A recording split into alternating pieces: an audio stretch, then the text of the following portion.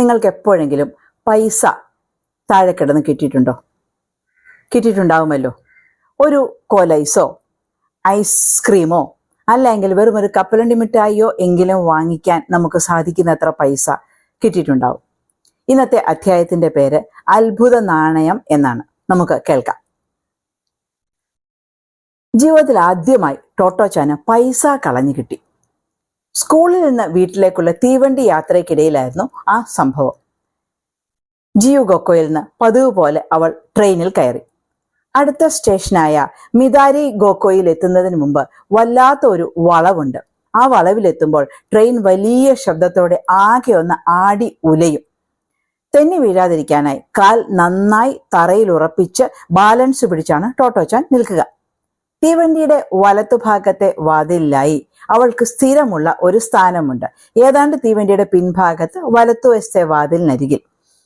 വാതിലിന് അഭിമുഖമായി പുറത്തെ കാഴ്ചകൾ കാണാൻ സഹായിക്കും. അവൾക്കിറങ്ങേണ്ട പ്ലാറ്റ്ഫോം വലത്തുവശത്താണ്. ഇതൊക്കെ അല്ലാതെ മറ്റൊരു പ്രത്യേകതയുള്ളത്, ഈ ട്രെയിനിന്റെ വലത്തുഭാഗത്തെ ഈ വന്നു നിൽക്കുന്നിടത്താണ് സ്റ്റേഷന്റെ പുറത്തേക്കുള്ള കവാടം. അപ്പോൾ എത്രയും പെട്ടെന്ന് അവൾക്ക് പുറത്തെത്താനും പറ്റും. ഇതൊക്കെ കൊണ്ട് തന്നെ ടോട്ടോയ്ക്ക് പ്രിയപ്പെട്ട ഒരിടമായിരുന്നു അവിടം. അന്നേ ദിവസവും ആ പാലത്തിലെത്തിയപ്പോൾ തീവണ്ടി ചാഞ്ഞുലഞ്ഞ് മുമ്പോട്ട് പോവുകയാണ്. വളവ് കടക്കുമ്പോൾ പെട്ടെന്ന് തന്റെ പാദത്തിനടുത്തായി എന്തോ ഒന്ന് മിന്നുന്നത് പോലെ ടോട്ടോയ്ക്ക് തോന്നി. മുമ്പൊരിക്കൽ ഇതുപോലെ ഒരബദ്ധം പറ്റിയിട്ടുണ്ട് ടോട്ടോയ്ക്ക്. വളരെ കഷ്ടപ്പെട്ട് നാണയമാണ് എന്ന് കരുതി എടുത്തത് ഒരു ചെറിയ വെള്ളി കളറുള്ള ബട്ടൺസ് ആയിരുന്നു. അന്നുണ്ടായ ഒരു ചമ്മൽ ടോട്ടോയ്ക്ക് ഇപ്പോഴും ഓർമ്മയുണ്ട്.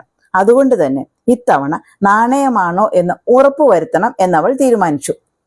വളവ് കഴിഞ്ഞ് ട്രെയിനിന്റെ ഗതി നേരെയായി എന്ന് മനസ്സിലായപ്പോൾ അവൾ തല കുനിച്ച് പാദത്തിനടുത്തേക്ക് ഒന്ന് ശ്രദ്ധിച്ചു.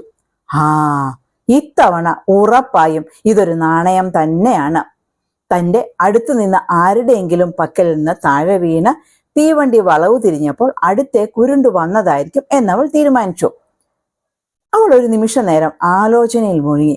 പക്ഷെ അങ്ങനെ വരാനാണെങ്കിൽ ആ കമ്പാർട്ട്മെന്റിൽ അവളുടെ അടുത്ത് വേറെ ആരും ഇപ്പോൾ നിൽപ്പില്ല. പിന്നെ എങ്ങനെ ഇതെവിടുന്ന് വന്നു? അവൾ അല്പനേരത്തേക്ക് ഒരു ആശയക്കുഴപ്പത്തിലായി. പണം എവിടെ നിന്ന് വീണ് കിടക്കുന്നത് കിട്ടിയാലും പോലീസ് സ്റ്റേഷനിൽ എത്തിക്കണം എന്നത് അവൾക്കറിയാമായിരുന്നു. പക്ഷെ ഇതിപ്പോ തീവണ്ടിയല്ലേ. ഈ തീവണ്ടിയിൽ പോലീസ് സ്റ്റേഷനുമില്ല, പോലീസുകാരുമില്ല. പിന്നെ എന്ത് ചെയ്യും? അപ്പോഴേക്കും വാതിൽ തള്ളി തുറന്ന് ടിക്കറ്റ് കണ്ടക്ടർ ടോട്ടോയുടെ അടുത്തേക്കെത്തി. പതിവായി കാണുന്ന യാത്രക്കാരി ആയതുകൊണ്ട് തന്നെ ടോട്ടോച്ചാനെ കണ്ടപ്പോഴേ അയാൾ ഒരു നല്ല സ്നേഹം നിറഞ്ഞ ചിരി കൊടുത്തു. പക്ഷേ കാൽക്കീഴിലെ നാണയത്തെക്കുറിച്ചുള്ള ഓർമ്മയും താനത് ഒളിപ്പിച്ചു വെച്ചിരിക്കുകയാണല്ലോ എന്നൊരു കുറ്റബോധവും കാരണം ടോട്ടോയ്ക്ക് ശരിയായ രീതിയിലൊന്ന് ചിരിക്കാൻ കഴിഞ്ഞില്ല. കാരണം കതക് തള്ളി തുറന്നു വരുന്നത് കണ്ടക്ടറാണ് എന്ന് കണ്ട നിമിഷത്തിൽ തന്നെ എന്തോ ഒരു ഉൾപ്രേരണ കൊണ്ട് ടോട്ടോ തന്റെ കാല് വെച്ച് പതുക്കെ ആ നാണയം മൂടിയിരുന്നു. അത് ടോട്ടോയ്ക്കറിയാം, കണ്ടക്ടർ കണ്ടിട്ടില്ലെങ്കിലും. അതാണ് അവളുടെ ഉള്ളിലൊരു കുറ്റബോധം ഉണ്ടായത്. അവൾ വളരെ കഷ്ടപ്പെട്ട് ഒന്ന് ചിരിച്ചു എന്ന് വരുത്തി. തീവണ്ടി അപ്പോഴേക്കും അവൾക്ക് ഇറങ്ങുന്നതിന് വേണ്ടിയുള്ള തൊട്ടു മുമ്പുള്ള സ്റ്റേഷനായ ഊക്കായാമയിൽ എത്തിയിരുന്നു. അവിടെ നിന്ന് പതിവില്ലാത്തതുപോലെ ആൾക്കാർ തള്ളിക്കയറി. പക്ഷെ ഒരു ഗുണമുണ്ടായത്, ഇടതുവശത്തെ കതകാണ് അവിടെ എത്തിയപ്പോൾ ട്രെയിനിന്റെ തുറന്നത്. അതുകൊണ്ട് തന്നെ ടോട്ടോയ്ക്ക് നിന്നിടത്ത് ഉറച്ച് നിൽക്കാൻ പറ്റി. നിറയെ ഉന്തും തള്ളുമായിരുന്നിട്ടും വലത്ത് കാല് നിർദ്ദിഷ്ട സ്ഥാനത്ത് നിന്ന് ഒന്ന് ചലിപ്പിക്കുക പോലും ചെയ്യാതെ കടുകിട അങ്ങോട്ടോ ഇങ്ങോട്ടോ മാറാതെ കൊച്ചു ടോട്ടോ അനങ്ങാതെ നിന്നു. ആ നിന്ന നിൽപ്പിൽ നിന്ന് അവൾ ആലോചിക്കാൻ തുടങ്ങി. ഇനി എന്ത് ചെയ്യണം? വേണമെങ്കിൽ ഈ പൈസ കാൽക്കീഴിലെടുത്ത് പോലീസുകാരെ ഏൽപ്പിക്കാം. പക്ഷെ അപ്പോഴേക്ക് അവളെ മറ്റൊരു ചിന്ത അലട്ടി. താൻ കുനിഞ്ഞ കാൽക്കീഴിൽ നിന്ന് ഈ നാണയം എടുക്കുന്നത് കണ്ടാൽ താൻ ഒരു കള്ളിയാണ് എന്ന് ആളുകൾ വിചാരിച്ചാലോ? മുതിർന്നവരെ സംബന്ധിച്ചിടത്തോളം ഈ 5 സെൻ എന്ന് പറയുന്നത് ഒരു തുകയേ അല്ല. പക്ഷേ ടോട്ടോയെ പോലെ ഒരു കുട്ടിക്ക് അതൊരു വലിയ തുകയായിട്ട് തന്നെയാണ് തോന്നിയത്. അതുകൊണ്ട് കാര്യവുമുണ്ട്. കാരണം 5 സെൻ കൊടുത്താൽ അന്നത്തെ കാലത്ത് ഒരു വലിയ പാത്രം നിറയെ ക്യാരമലോ ഒരു വലിയ മിഠായിയോ ഒക്കെ കിട്ടും. ടോട്ടോ ആലോചനയിൽ മുഴുകി. വാസ്തവത്തിൽ 5 സെൻ നാണയം അവളുടെ കാലിനടിയിൽ കിടന്നത് അവളെ വിഷമിപ്പിക്കുകയാണ് ചെയ്തത്. ഇതെന്ത് ചെയ്യും എന്ന ചിന്ത കൊണ്ട്. ഒരു വിദ്യ കിട്ടി, അവൾ പെട്ടെന്ന് മനസ്സിൽ വിചാരിച്ചു. ഞാൻ അങ്ങ് പറയണം, ശോ, കയ്യിന്ന് പൈസ താഴെ വീണൂലോ, ഇനി അത് എടുക്കട്ടെ എന്ന് പറഞ്ഞ് കുനിഞ്ഞ് ആ പൈസ കൈകൊണ്ട് എടുക്കണം. അപ്പോഴാണ് അതിന് മറുചിന്ത അവൾക്ക് കയറി വന്നത്. പക്ഷെ അതെങ്ങനെയാണ്? ഞാൻ ഉറക്കെ അയ്യോ പൈസ താഴെ വീണല്ലോ എന്ന് പറയുമ്പോൾ എല്ലാവരും അത് കേൾക്കും, ഒപ്പം തന്നെ തിരിഞ്ഞെന്നെ നോക്കുകയും ചെയ്യും. യഥാർത്ഥത്തിൽ പൈസ പോയിരിക്കുന്ന ആരെങ്കിലും ഇത് കേട്ട് അതെന്റെ പണമാണ് എന്ന് പറഞ്ഞു വന്നാലോ? അപ്പോ എന്തു ചെയ്യും? ടോട്ടോച്ചാൻ പല വഴികളും ആലോചിച്ചു. ഒടുവിൽ ഒരു തീരുമാനത്തിലെത്തി. തനിക്കിറങ്ങാനുള്ള സ്റ്റേഷൻ എത്താറാകുമ്പോൾ ഷൂസ് കെട്ടാനാണ് എന്നുള്ള ഭാവത്തിൽ കുനിയുക, ഷൂലേസ് ഒന്ന് മുറുക്കുന്നതിനൊപ്പം പണവും കൈക്കലാക്കുക. ഏതായാലും ആ ഒരു പദ്ധതി അവൾ ആലോചിച്ചുറപ്പിച്ചതുപോലെ തന്നെ വിജയത്തിലെത്തി. കൈക്കുള്ളിൽ ഇറുക്കിപ്പിടിച്ച 5 സെന്റ് നാണയവുമായി ടോട്ടോ സ്റ്റേഷനിൽ ഇറങ്ങി നിന്നു. അവൾ ആലോചിച്ചു, ഇവിടെ നിന്ന് പോലീസ് സ്റ്റേഷൻ വളരെയേറെ ദൂരെയാണ്. ഞാൻ ഇനി ഇത് കൊണ്ടുപോയി പോലീസ് സ്റ്റേഷനിൽ കൊടുത്തിട്ട് തിരികെ വരുമ്പോ നേരം വൈകും, എന്നെ കാണാതെ അമ്മ ഭയപ്പെടും, പിന്നെന്ത് ചെയ്യും? പ്ലാറ്റ്ഫോമിന്റെ പടികൾ ഇറങ്ങുന്ന സമയത്ത് മുഴുവൻ അവളുടെ മനസ്സിൽ ഇതായിരുന്നു. അവൾ ആലോചിച്ചു, ഇത് രഹസ്യമായി ഒരിടത്ത് കൊണ്ട് വെക്കാം. നാളെ സ്കൂളിൽ പോകുമ്പോൾ കുട്ടികളെ കാണിച്ചിട്ട് എന്ത് ചെയ്യണം എന്ന് അവരോടും കൂടി അഭിപ്രായം ചോദിക്കാം. കൂട്ടുകാരാണല്ലോ.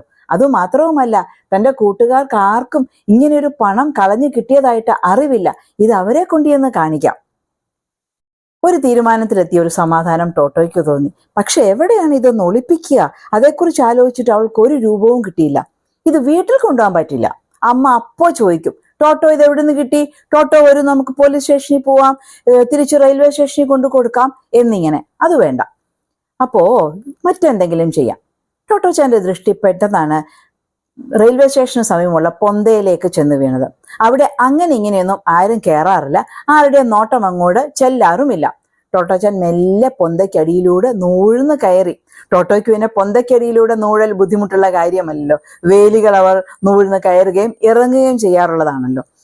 അവിടെ അവൾ ചെന്ന് നോക്കിയപ്പോൾ സുരക്ഷിതമായ ഇടമാണ്, ആരുടെ നോട്ടം അങ്ങനെ എത്തില്ല. അവൾ ഒരു മരക്കമ്പെടുത്ത് കുഴി കുഴിച്ച് ഈ പൈസ അതിനുള്ളിലാക്കി മണ്ണ് തട്ടിപ്പൊത്തി വെച്ചു. ഒരു പ്രത്യേക ആകൃതിയിലുള്ള കല്ല് അവിടെ അടുത്ത് നിന്നെടുത്ത് അതിന്റെ മുകളിൽ വെച്ചു. ഇനിയും സ്ഥലം മാറിപ്പോകാതിരിക്കാനായി ആ കുഴിച്ചിട്ട കമ്പ് തന്നെ കുഴിയുടെ മുകളിൽ കുത്തിവെക്കുകയും ചെയ്തു. ഒക്കെ സുരക്ഷിതം. മിന്നൽ വേഗത്തിൽ അടയാളമൊക്കെ സ്ഥാപിച്ചിട്ട് അവൾ വീട്ടിലേക്കെത്തി. ഉറങ്ങാൻ നേരായി കുട്ടി, കിടക്കൂ എന്ന് അമ്മ ഓർമ്മിപ്പിക്കുന്നത് വരെ ടോമോ ഗെക്കോയിലെ വിശേഷങ്ങളും പിറ്റേ ദിവസം സ്കൂളിൽ ചെന്നാൽ ചെയ്യേണ്ട കാര്യങ്ങളെക്കുറിച്ചും ഒക്കെ വാചകമടിച്ചിരിക്കാറുള്ള ടോട്ടോച്ചാൻ അന്നത്തെ ദിവസം കൂടുതലൊന്നും സംസാരിച്ചില്ല. പതിവിലും ഗൗരവത്തോടെ കാണപ്പെട്ട ടോട്ടോ എന്തോ ഒരു കാര്യം തനിക്ക് ചെയ്യാനുണ്ടല്ലോ എന്ന ഓർമ്മയോടെയാണ് നേരം പുലർന്നപ്പോൾ ഉണർന്നത്. പെട്ടെന്നാണ് അവൾക്ക് 5 സെന്റിന്റെ കാര്യം ഓർമ്മ വന്നത്. വലിയ സന്തോഷം തോന്നി. റോക്കി, ഇന്ന് ഞാൻ നിന്നെ ഒരു രഹസ്യം കാണിച്ചു തരാം, അവൾ വീട്ടിൽ നിന്നിറങ്ങുമ്പോൾ റോക്കിയോട് പറഞ്ഞു. പതിവിലും നേരത്തെ വീട്ടിൽ നിന്നിറങ്ങി റോക്കിയും റോക്കിയുടെ ടോട്ടോയും കൂടി റെയിൽവേ സ്റ്റേഷനിലേക്ക് കുതിച്ചു. ഹായ്, ഇവിടെ തന്നെ റോക്കി വരൂ. പൊന്തയ്ക്കുള്ളിലേക്ക് നൂഴ്ന്ന് കയറിയ നിമിഷത്തിൽ തന്നെ ടോട്ടോ സ്ഥലം കണ്ടു. അവൾ തലേദിവസം വെച്ചിട്ട് പോയ കല്ല് അവിടെയുണ്ട്, കമ്പും അവിടെ തന്നെയുണ്ട്.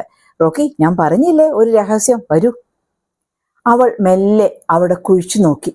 പക്ഷേ പൈസ കാണുന്നില്ല. റോക്കി, നിനക്ക് രസമുള്ള ഒരു കാര്യമായിരുന്നു, ഞാനിപ്പോ കാണിക്കാമേ റോക്കി കുട്ട. അവൾക്ക് വലിയ അമ്പരപ്പ് തോന്നി. താൻ വെച്ച അടയാളം വെച്ച കല്ലും കമ്പും ഒക്കെ അവിടെ തന്നെയുണ്ട്. 5 സെന്റ് മാത്രം കാണുന്നില്ല. ഇനി എങ്ങാനും പൈസ നിരങ്ങിപ്പോയി കാണുമോ? അവള് അതിന്റെ അടുക്കൽ 1-2 കുഴി കൂടെ കുഴിച്ചു നോക്കി. പക്ഷെ 5 സെന്റ് എവിടെയുമില്ല, നിധി ഇല്ല.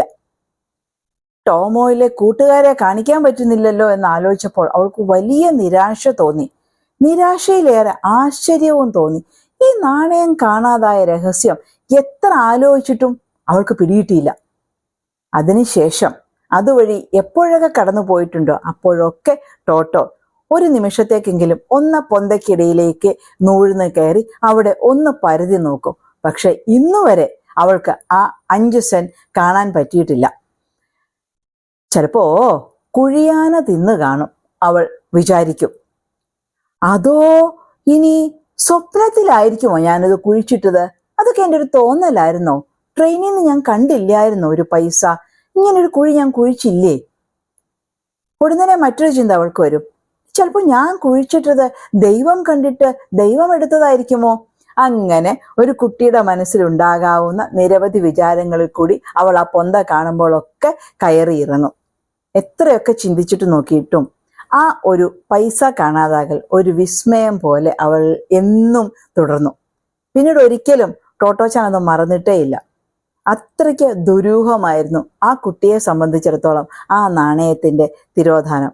ഒരു തരം അത്ഭുത തിരോധാനം തന്നെ. കുട്ടിക്കാലത്ത് എപ്പോഴെങ്കിലും എവിടെ നിന്നെങ്കിലും കളഞ്ഞു കിട്ടിയ ഇതുപോലെ ഒരു നാണയം ഉപയോഗിച്ച് വാങ്ങാനിടയായ എന്തെങ്കിലും ഒരു സാധനം ഉണ്ടാകുമല്ലോ. താഴെ കമന്റിൽ കുറിക്കുമല്ലോ. നമുക്ക് അടുത്ത അധ്യായവും നാളെ കേൾക്കാം.